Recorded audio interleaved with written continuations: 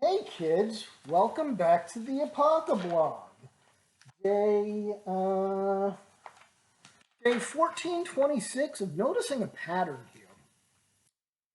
So, some interesting stuff happening in the news cycle.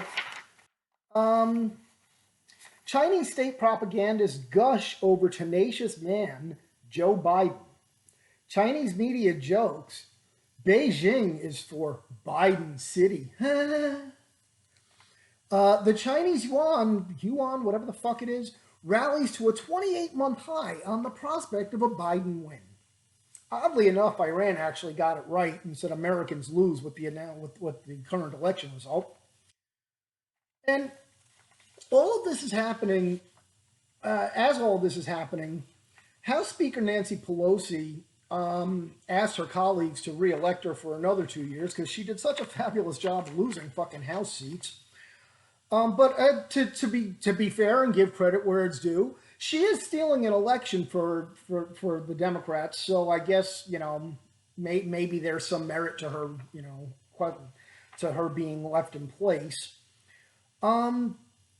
So basically, in the letter, she formally, Democrats will prioritize championing progress for LGBT fucking alphabet Americans now, the women, seniors, frontline communities, pander to everything you can and whatever, pander to what you consider to be people's fucking disabilities in life. So the, okay, so yeah, it's an act for the people, blah, blah. Criminalize. Yeah, this is nice. A memo for the movement from Conservative Action highlighted a number of objects outlined in the bill, which includes the criminalization of political speech and automatic registration of voters. So, that's going to be good for us. Well, let's dig in a little bit and see what this actually does. Legislation is actually a massive federal power grab away from the states. The Constitution, that clearly Ms. Pelosi has not chosen, well, she either hasn't read it or chooses to ignore it, gives primary authority to this, not just her, all the Democrats, let's be honest, gives primary authority to the sovereign states to conduct elections. This bill empowers the federal government to micromanage elections by requiring states to get pre-clearance from Washington, D.C. before changing their electoral procedures. Mandates countless millions of taxpayer dollars be given to candidates for their campaigns, thereby requiring citizens to fund candidates who those citizens actually oppose for office. Kind of like being in a union, right? Additionally, forces all states to allow all convicted felons to vote. Hopefully, why stop there? Vote for fucking prison. I mean, come on. Requires all states to allow same-day voter registration, which, that doesn't lead to voter fraud.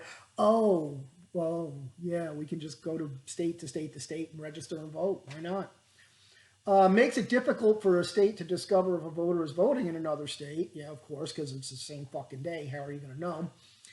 Prevents states from limiting early voting. Prevents states from limiting voting by mail, because that's working out so well. Well, actually, it is working out really well for the Dems. Except they're not good at it. There's something like 70,000 votes for just Biden. Just Biden. They didn't vote any down ticket. These people they're too stupid to even cheat fucking properly. But where were we? Preventing states from limiting voting. Requiring all states to provide free mail-in absentee ballots. Takes away redistricting from elected leaders and giving it to left-leaning commissions, because that's going to work out well. And the icing on the cake is it criminalizes political speech that the government deems discouraging to voters who are statistically more likely to vote Democrat. Heaven forbid. So let's see. Yeah, so HR 1 does its best to exploit and expand voter fraud loopholes that Socialist Democrats slipped into past federal legislation that, for example, empowered as many as 95,000 non-citizens to register to vote, 58,000 non-citizens to actually vote in recent Texas elections. Texas of all states, wow, imagine that. Um, so, yeah, so basically they want to criminalize, political speech. And oddly enough, in the midst of promoting this, Keith Olbermann calls for Tucker Carlson's arrest over political speech. And he also called for President Trump's arrest. So this is where we are, kids. The demon craps have us locked in our homes.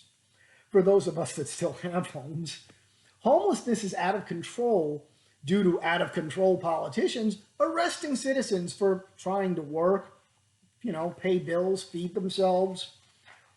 When we do go out, we wear masks. Well, some of us do. Some of us don't. The deep state is rigging an election before our very eyes. The news is lying to cover for them. Social media has all of us self-censoring, and out of control political correctness has us conforming and behaving to prevent our social score from being used to destroy our lives.